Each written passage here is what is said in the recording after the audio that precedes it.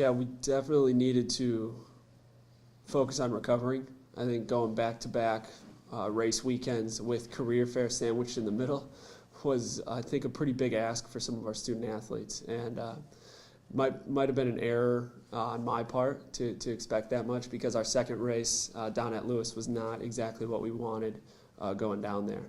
So we took probably the Monday through Thursday, 3 to 4 days, and focused just on feeling good. And then we had a really good workout this last Saturday. So I think we're back on the upswing here, and the crews that are traveling down to Northern are feeling pretty excited with some pretty high stakes at play here as they fight for some conference roster spots. So we have about 4 spots on each side that are still up for grabs for our student athletes to be able to represent us at the conference championships. So it's not just going to be us competing against the other teams there. It's going to be us competing against ourselves. And we want to make sure that as coaches we're putting the best 12 athletes on the line that we feel can get the job done for the goals that we have for both sides. So it should be really exciting to watch. It's going to be awfully competitive between us, and then I think it's just a really good way for those athletes that this is their last meet of the year. I think the weather's looking pretty nice, knock on wood, and it's going to be a good course for them to, I think, really set some big PRs on. They are coming along pretty darn well. I think the maturity throughout the season on their part has really improved a lot, which is what we needed to do. And I think the times that they're running consistently now, regardless of conditions in the courses, are really promising as we head into the championship meets here. So I'm feeling pretty good about where the men are at as far as their progress. We still had a long way to go with them, with about a month left in the season.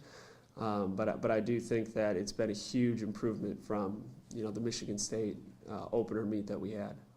Definitely big improvement there. Coming off the GRIAC meet, I think we let that get to our heads a little bit too much, myself included. I think we thought we were better than we were, and then when we went to Lewis and saw the results there and really how poorly we executed our race plan, that humbled us a lot.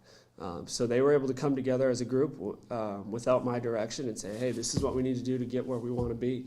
And those kind of decisions from our upperclassmen and that kind of leadership that was displayed, that's the stuff that makes me really excited to get back to the grindstone with them, because now my goals and their goals line up together. And I think that's the first thing that it takes to have a really successful team. So they're back, working just as hard as they were before the season even started. And we know that the teams that are around us are a lot closer than we thought. So there's definitely a little bit more added pressure, but I think that our women are looking at it more as an exciting opportunity rather than like an anxious threat. So it's been a pretty good kind of refocusing on the women's side for sure. Absolutely. I think from the GLIAC crew, depending on where the gaps are, we'll determine our regional crew, because we'll still take at least 1 or 2 alternates down.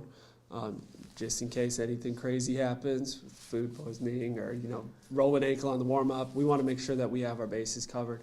But I definitely think that we can't really do wrong on the women's side with putting 12 girls out there. I mean, it'd be awesome if we could put 15, because I think we really have 15 women that would do justice for representing the team pretty darn well. So it'll definitely be a pretty heated competition. On the women's side for sure, definitely. Northern has 2 courses that they use, and last year when they hosted GLIACs, they used a different course than what they're using this year. But it's on a golf course, and golf courses are always pretty flat, especially for what we're used to running on up here. So I think we'll get down there with plenty of time to kind of see it. It's just a simple looped course. It'll be 3 2K loops for the women and 2 2K loops and a 3K loop with a little bit extra for the men. So we'll be able to make any strategies that we need. But the biggest competition is going to be, I think, between our own athletes and kind of fighting for who gets to travel, things like that.